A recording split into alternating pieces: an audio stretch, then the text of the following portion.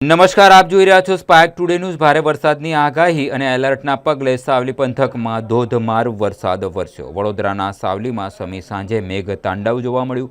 દિવસભર છૂટાછાયા વરસાદી ઝાપટા બાદ વરસી રહેલા વરસાદે સમી સાંજે વરસાદના ધબાકા બોલાવ્યા। ભારે પવન સાથે શરૂ થયેલા વરસાદને લઈ વિઝિબિલિટી ઘટતા વાહન ચાલકો અટવાયા।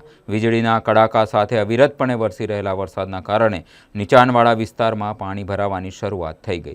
સાવલી સહિત પંથકના અનેક ગામોમાં ભારે વરસાદના પગલે વૃક્ષો ધરાશાયી થયા।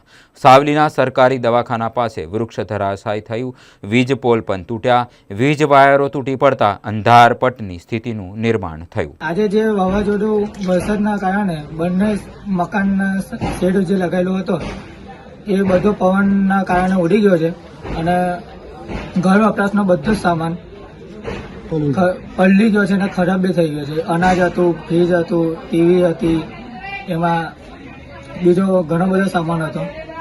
એ બધો પૈસા હતા 41,000 રૂપિયા કેશ, એ બી પલળી ગયા છે। હવે આમાં કોઈ પ્રધાનમંત્રી આવાસનું કે એવું કોઈ ફોર્મ ભર્યું હતું? 4 વર્ષ પહેલા ફોર્મ ભરેલું છે નીરોભાઈ જોડે, નગરપાલિકામાં કાગળિયા બી બધા આપેલા જ છે। તંત્ર તરફથી તમને કોઈ આશ્વાસન આપવામાં આવ્યું હતું મકાન ફોર્મ ભરતું હતું? નથી આવ્યું। બરાબર। તંત્ર જો તમે શું આશા રાખો છો?